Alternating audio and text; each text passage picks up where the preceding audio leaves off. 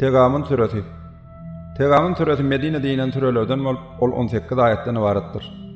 Sürenin adı 9. ayette agdalyan Tegabun günü sözünden alınıptır.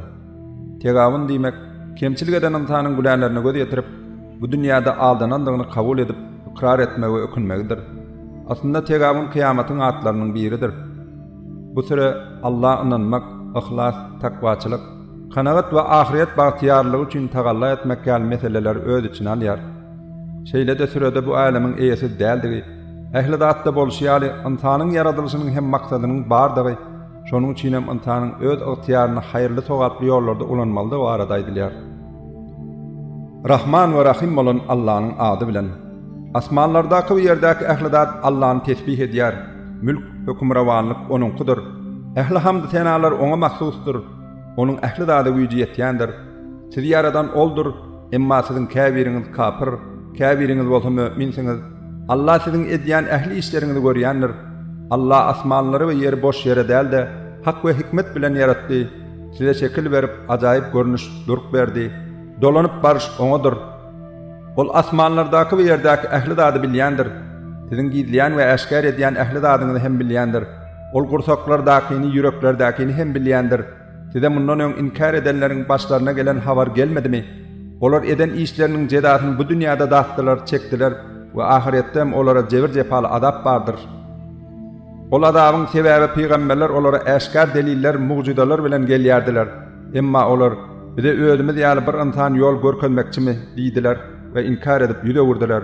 Allah olara mätäş däldir. Taýyk Allah baýdyr, hiç tada mätäş däldir. Hamd sana edilmäge münasipdir.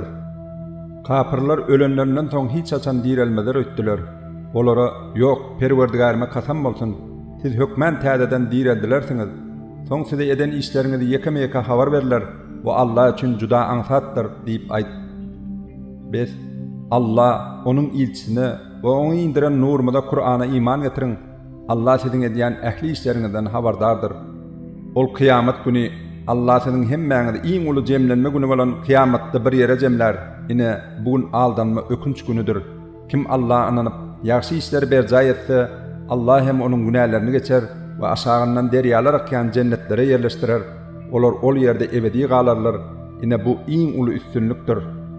Dini inkar edip biziň ayetlerimizi yalan hataplanlar bolsa dowzakydyrylar. Olar ol ýerde ebedi galarlar. Ol barıljak nähil erwet ýerdir. Allah'dan biýdin hiç bir bela başa gelmez. Kim Allah iman getirse, Allah onuň kalbyna dogry ýol görkezer. Allah ähli zady bilýändir. Allah we peýgambere tabyn bolun. Eger siz ýüze wursaňyz, bilip goýuň, ilçimiň wezipesi diňe size biziň ayetlerimizi äşkar ýetirmekden ibaretdir. Allah'dan başga wagata laýyk Hudaý ýokdur. Möminler diňe Allah bil baglamalydyrlar. Ey iman getirenler, aýallaryňyzdan we perdetleriňizden size düşman bolanlar hem bardyr. Olardan habardar bolun. Emma siz onu da geçirmilik edip minnet etmän olar bagyşlasaňyz, taýyk Allah bagyşlaýjydyr, rahim şepaatlydyr. Taýyk mal mülkleriniz we perdentleriniz siziň üçin bir synagdyr. Hakyky uly synag bolsa Allahyň ýanyndadyr. Şonuň üçin başardyňyzça Allah'a garşy çykmakdan we haram işlere baş goşmakdan saklanyň. Hakka gulak salyp boyun bolun hemde özüňiz üçin Allahyň ýolunda haýyr sahawat ediň. Bu özüňize behbit bolar.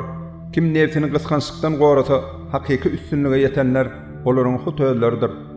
Eger Allahyň razyçylygy üçin ýaşy gardy berseňiz, haýyr sahawat etseňiz, bol siziň üçin onuň peýdasyny bir näçe esselap gaýdyp berer, hemde siziň günäleriniňizi bagyşlar.